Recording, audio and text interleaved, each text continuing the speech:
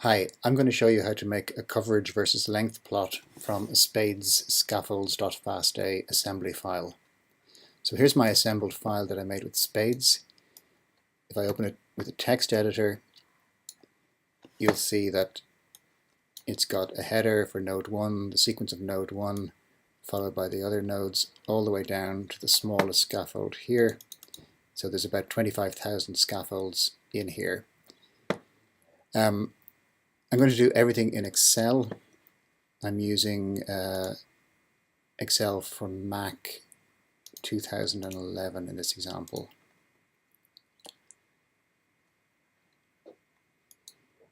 Okay, so under the File menu in Excel, we will just open the FASTA file of scaffolds. I know it sounds a bit weird, but that's what we're going to do.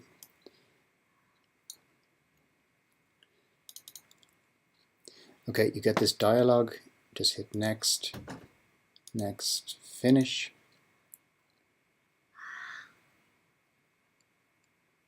File opens, and you get the entire assembly in an Excel file. It's 300,000 lines long. Then just select column A, and we're going to sort the data. So under Data, Sort by column A in alphabetical order. Okay. Now we've got all the headers at the top of the file. We just need to go down now. So below the headers are the sequence rows, also sorted alphabetically. And if we go to the last header, so we choose the first row of sequence, click on that row, then go to the bottom of the file and shift click on the last row of sequence.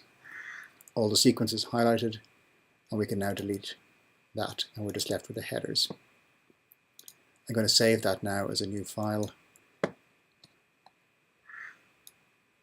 I'm going to call it CVL, and it's an Excel file. Okay. Now we need to convert each of these headers into a set of columns. So in the headers, there are underscores between each of the pieces of information. So we select column A, and then under the Data menu, we choose this option, Text to Columns.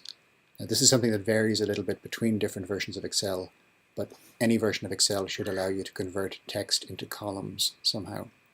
So I choose this option. I get this dialog box. I'm going to use a delimiter character.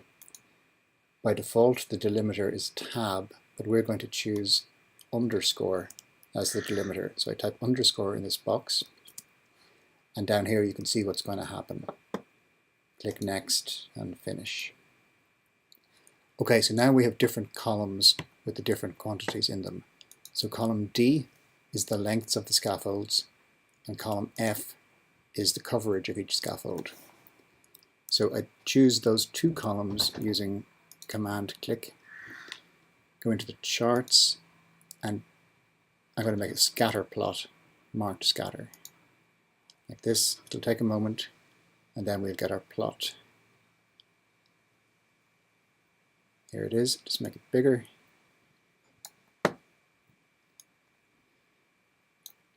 Okay, so now we have a plot where we have scaffold length on the x-axis, coverage on the y-axis.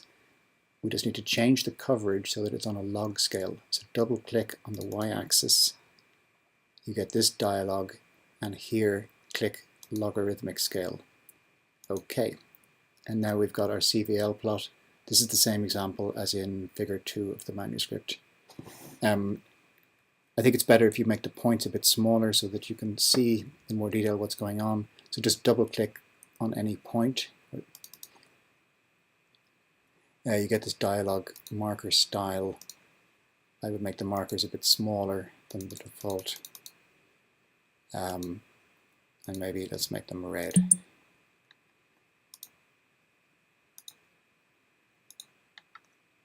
Okay, so now we have our CVL plot. And if you want to know what any point is, you just move the mouse over it, and here it tells you what length the thing is and what the coverage is. So you can just go back to the file that you had and find the contigs based on their length to identify them. So up here, that's the mitochondrial genome. And if you want to zoom in on the short contig region, you can just change the x-axis. So double click on the x-axis and in the scale menu, change the maximum value to something like 20,000 for 20 kb.